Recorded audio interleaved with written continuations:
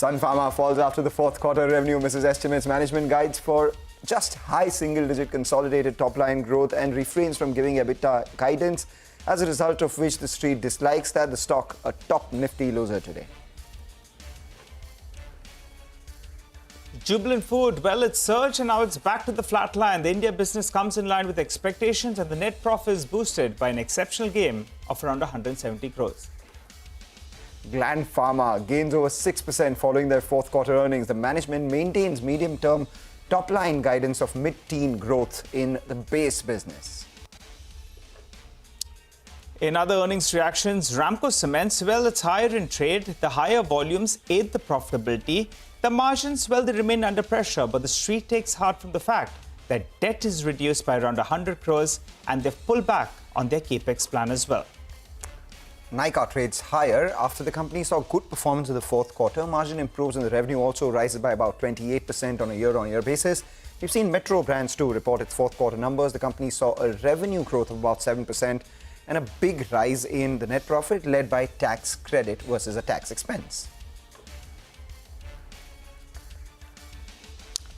Hello and welcome to Chartbusters. I'm Nigel D'Souza. Joining me as always is Mangala Malu, and the street is bracing for fresh all-time highs. Well, the markets have moved to the high point of the day, the Nifty Bank. That's come back. It's come back in style, and the crucial point to note is that the Nifty Bank is back over the 20 DMA. Well, Mangalam, things looking up. You know, our producer and director will just pull up that chart, you know, of the 20 and the 50 DMA. Yesterday we flirted with the 50 DMA, managed to end above that. And now, in fact, we're holding above the 20 DMA. So the Nifty Bank, that's been a bit of an underperformer for the last week or so. That's come back into action, finding its form up 550 points. And at some point of time, we'll get that graph that I'm talking about with the 50 as well as the 20 DMA. Mangalam. Absolutely, Nigel. You know, we found support at the 50-day moving average for the Nifty Bank, and that's led the Nifty higher by almost 100 points this morning as well. So straight off the bat, a century for the Nifty, now just about less than 100 points away from a fresh all-time high on that index. We've rallied almost 800 points, 900 points from the recent lows that we saw as well. That's the Nifty 200 and 50-day moving average. This is the Nifty Bank that Nigel was talking about. Took support at the 50-day moving average, now above the 20-day moving average as well. And there is, some juice for the Nifty Bank as well, because if you look at the FII data yesterday, there was selling in the Nifty Bank as against the Nifty. So they bought about 600 crores in Nifty futures and sold about 1,000 odd crores in Nifty Bank futures. So if that moves further, could there be a case for some more short covering is something that we'll be watching out for. Of course, today we have the Nifty weekly options expiry play out as well. But how should you trade this market right now? And are we bracing ourselves for all-time highs? Sachidanand Uttekar joins in for a quick technical check on the market. Good morning, Sachi. Good morning, Mangalam. Good morning, Nigel. Clearly, I think the Nifty has been trending very confidently above its 5-day exponential moving average. The support right now is placed at somewhere close to around 22,560. So unless we don't see a swing below that, we expect this particular trend strength and momentum to continue. And probably in a day or so, we may see Nifty scaling above that life high zone. If you look at the combination, I think after almost a week, we have the Nifty IT as well as the Nifty Bank leading from the front, and I think this is a good combination, at least from even from today's perspective. When it comes to Nifty Bank, I think the support which was reconfirmed yesterday has been elevated to around 47,900, 48,000. So probably we may see this particular base, getting carried forward, and we may see Nifty Bank witnessing further short covering once it starts trending above 48,450 kind of a zone. So we are anticipating that this particular momentum in the Nifty Bank may stretch towards 48,800, and that's why we are recommending building long positions here. On every decline towards 48,400, 48,350, would be an ideal zone wherein longs can be accumulated. From a trading perspective, one can keep a stop loss at around 48,220. Okay, and you want to give us some individual trading ideas as well? Good morning, Nigel. Yes, HDFC Bank, after a long time has been, trending confidently above its 5 and 20 exponential moving average. Now, if you look at the support at 1450, it was revisited yesterday, and it led the pullback rally in the Nifty and Nifty Bank as well. So we are expecting that this particular momentum would continue in today's session. From a trading perspective, we are looking at a price target of somewhere close to around 1488. But positionally, I feel that the stock may again rebound towards its 200-day exponential moving average, which is placed somewhere close to around 1500. And that's why we are recommending building long positions here. One can keep a trailing stop loss somewhere close to around 1458, and fresh long positions can be added in HDFC Bank. The other stock which has shown signs of a reversal is Infosys. Now, if you look at the overall structure, the stock was struggling for the last 4 months. Now, after almost 4 months, it is trending confidently above its 5 and 20 exponential moving average. Today, we have already seen a positive crossover in them. So we are anticipating that this particular momentum may stretch eventually towards 1505 when it comes to Infosys as well. We may see a swing towards its 200-day exponential moving average, and that's why keeping positions intact, we may see a trending move towards 1500. The stop loss for the same could be placed somewhere close to around 1440. All right, take that point, Sachi. Thank you so much for joining in. Speaking about momentum, a couple of these telecom stocks also are finding their feet once again. So Bharti Airtel has now moved to the high point of trade. A decent recovery from the lows, was in the red at some point and now has moved higher with a gain of almost 1.5%. Vodafone Idea as well saw some bit of a decline in yesterday's trading session. Thereafter, there was an up move, and that up move continues today as well, closer to 3% higher on Vodafone Idea, near that 14 rupees mark. Take a short break, come back. On the other side, we have Chirag Parekh, who's the Chairman and Managing Director of Carousel, joining in to discuss their quarter gone by. Stay tuned.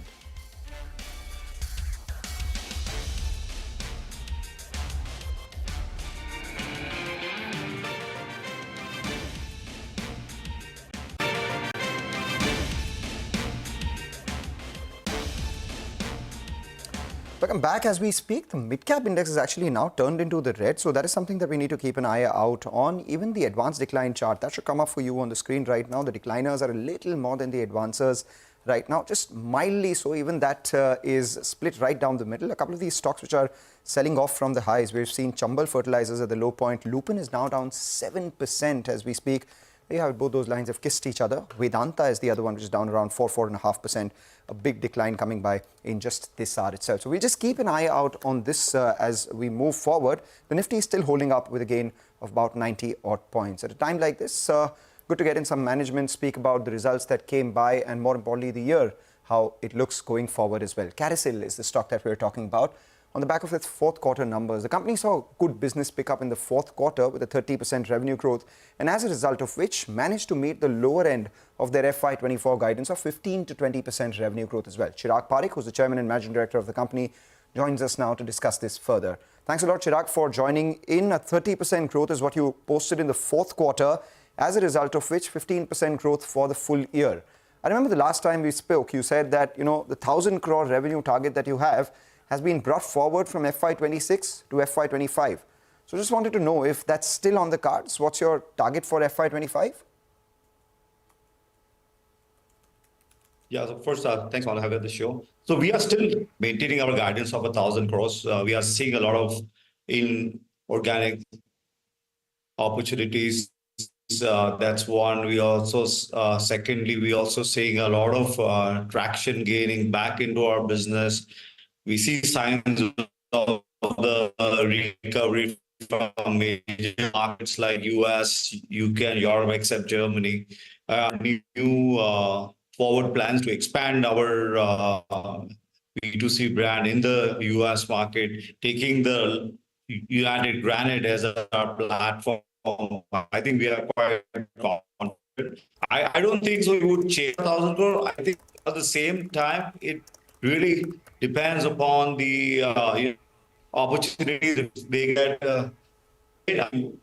Worst scenario, get just delayed by a quarter or two. I think we are confident on even a worst scenario. We are very confident that we will still be able to do the 1,000 crore run rate in probably quarter 1 or 2 quarters later. But All I right. think we are still confident. Yeah. All right, Chirag. So, the bottom line is you're confident of getting to the 1,000 crore mark in FY25 itself. But you briefly mentioned there's an inorganic opportunity as well.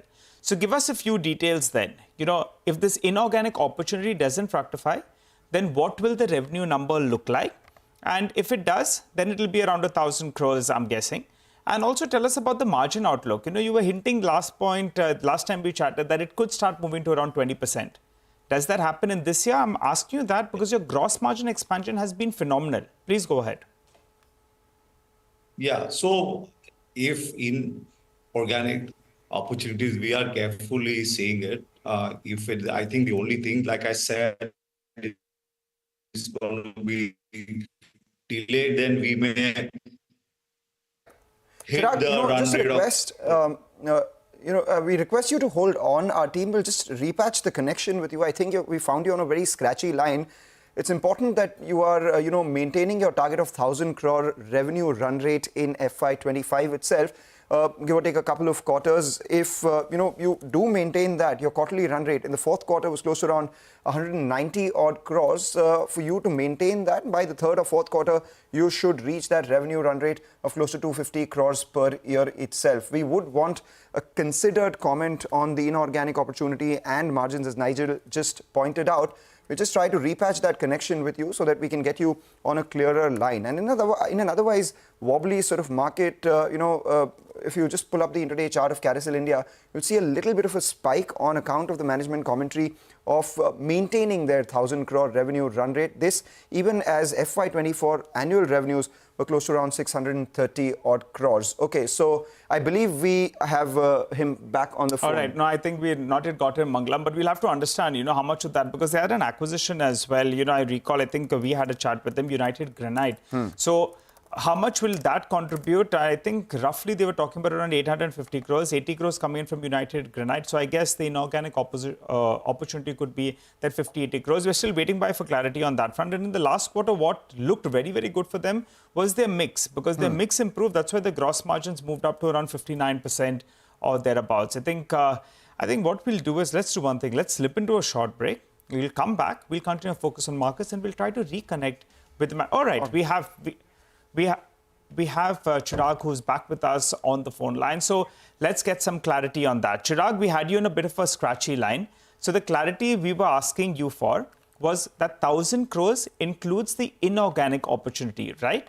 And what could the revenue contribution that you're factoring in from this inorganic opportunity? The rough math that I'm doing is your current business does around 850 crores. United Granite does approximately 80 crores odd. So this inorganic opportunity could give revenues of around 60, 80 crores. Tell us more.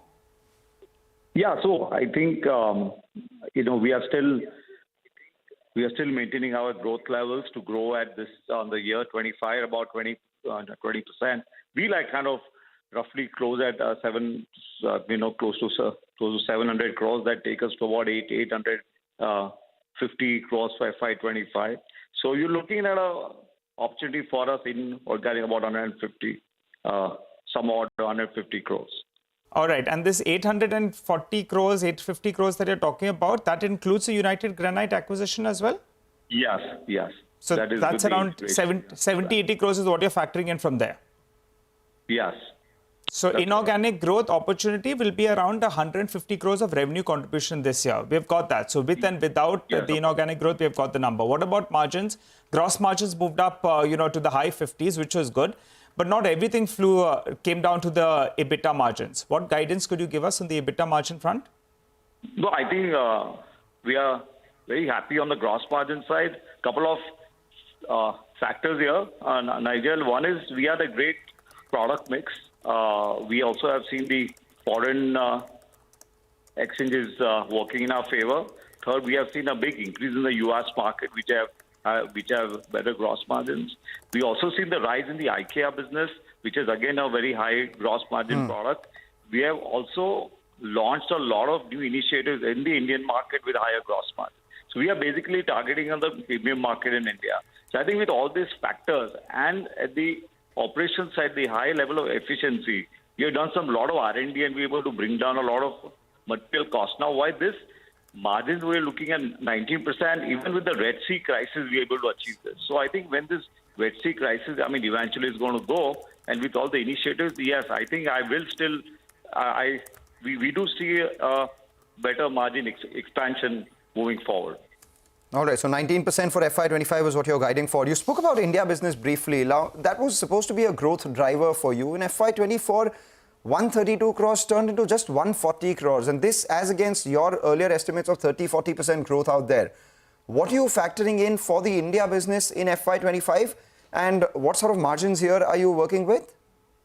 Yeah, see, it's not a surprise to anyone that the Indian markets are soft.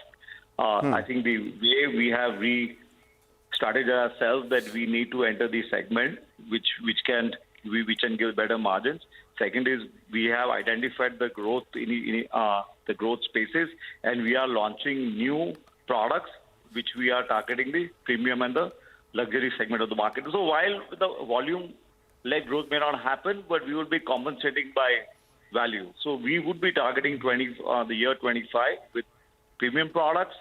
Second, we would be launching a lot of new products. And third is we are building a lot of high-end experience and galleries. So how much would that overall account for? What sort of growth are you factoring in? And as you do that, because you're selling premium products in India, what sort of margins are you factoring in? I would really honestly not know, but like I said, the margin, there is a possibility of the margin expansion moving forward in the company. So and the Indian market, we have targeted 15 to 20% growth for the FY25 for the India. Okay, 15 to 20% growth for India business. The other point that the street wants to understand is you've taken a resolution, enabling resolution for a fundraise. So that 150 crores, I think so. Does that take place in the first half of the year? Is it a story of the second half of the year? And this fundraise is for the inorganic growth. Just want some clarity. How will you do it? Will it be a preference issue? Will you come out with the QIP? What is it? So we have just taken an enabling resolution, Nigel, for the QIP. It's only for the QIP. We are very flexible. So whenever we see that when the opportunity arises at the right time, we will able to push that button. But we would be using the funds for our organic growth, mostly for our organic growth, which we have new plans. Like we are just started with the Howdens in UK. We are also, last time I said, we are probably in a very advanced talks with some major retailers across, mostly in the US. So we may have to expand our capacity more than million things. Then we would have to invest in a very, very short time. And for that, we will need funds. So this 150 crores So the 150 crores, Chirag, you're telling us is mostly for the organic growth. Is that correct? Yes. And your debt, your last recorded debt is around 300 crores. So put everything together, you could raise around 150 crores via the QIP route. You could be looking at a potential acquisition as well. And plus, you're looking at raising capacity. Where does the debt number move from this 300 crore mark? No, so I think I said in the next 3 to 5 years of the company, we want to drive the revenue to 2,000 crores in the next 5 years' time, and for that we are trying to now. We just trying to build our base now. So with the QIP coming in, I think our debt level ratios also our ratios will be at a good level. So even if you have to raise debt, to expand ourselves for even in organic growth, I think that gives us a lot of space for us to. All right. Thank you, Chirag, for joining in. Unfortunately, we had you on a scratchy line, but some of the key takeaways that we got, you will reach 1,000 crore revenue in FY25, if not the revenue, at least the revenue run rate by the second half of this year. 150 crore comes in from inorganic with margins around that 19% mark, 15 to 20% growth in the domestic business, and also looking at a long-term 5-year target of 2,000 crores on the top line. The street likes that. The stock, which has already seen a bit of a run-up, continues to hold in the green. We'll take a short break, come back. On the other side, we'll get you more on the markets and a lot of stocks.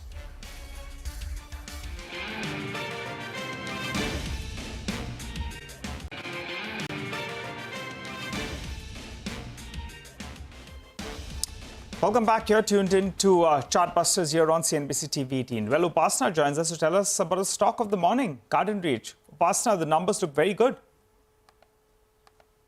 Strong set of numbers reported by the company, revenue and PAT reaching new highs. Now coming to company's Q4 performance, the revenue has seen a growth of 69% on a year-on-year basis. Margins have expanded sharply from 3.4% to 8.9% and PAT stood at 112 crores versus 55 crores on a Y&Y basis.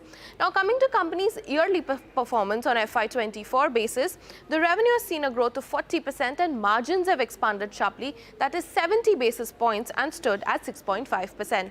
Now, company says that it is confident of growth in coming years that is backed by the strong order book that the company is witnessing, and it has also highlighted that the ongoing projects are at a maximum revenue recognition phase. More orders are also in the anvil in the upcoming years is what the company has said. So all in all, we are seeing a strong set of numbers coming in from GRSC. Take that point, Upasana. Thanks a lot for that. Let's also focus on both Nykaa as well as Metro Brands. Nykaa is off highs this morning. The company reported a good performance, which the street was factoring in already because of the fourth quarter update that they'd given us. 28% jump in their revenues turned into 32% jump in their EBITDA. The net profit, of course, on a low base of 2 crores turned into 9 crores. So that's a big multiple jump that we've seen there. Internal details told you that the overall GMV grew at around 32%, led by beauty and personal care, which is the mainstay of the company, a 30% growth out there, led by fashion also, which is up 27%, and others, which includes the smaller parts of their business, fast-growing parts of their business. Nykaa Man, the men's grooming business, as well as B2B business, grew a lot more. But if you look at the contribution margins, while there was improvement in both fashion as well as the others vertical, others was, loss-making, has become less loss-making. There was a contraction in the beauty business, and that is the key to track, the impact of competition on the beauty and personal care margins, which is why maybe the stock is off the highs. Metro Brands, on the other hand, in an otherwise tough environment, portrayed 7% sort of revenue growth with a 10% growth in the EBITDA. They've taken all the tax benefit available with the accumulated losses that they have in the Fila business, and as a result of which there was a tax credit of 50 crores versus an expense of 26 crores, and that's boosted the bottom line of the company as well. They have a target of 225 stores to open in FY25 and FY26 over the next 2 years, with e-commerce sales in the fourth quarter doing extremely well as well. Fila EBITDA losses continue to contract at around 11 crore in the fourth quarter. Let's see when that grows, and restarting the Fila business would be a big kicker for them, along with the Foot Locker stores that they open. All right, Mangalam, thanks a lot for that. Well, a couple of stocks in the broader markets that we're looking at as well. Indian Metals, which is IMFA, the stock was down close to around 2%. The next few quarters should be good. The street seems to be sensing that. I'm unsure about how quarter 4 will pan out. But ferrochrome prices have spiked up, so that's recovered from the low point of the day. Time Technoplast as well, that's another one that comes out of the set of numbers. So some of these cash market stocks are moving higher and moving higher on decent volumes as well. So just highlighting a couple of these names. Well, we'll wrap up on this edition of Chartbusters. Stay with us. Trading Hour comes up next.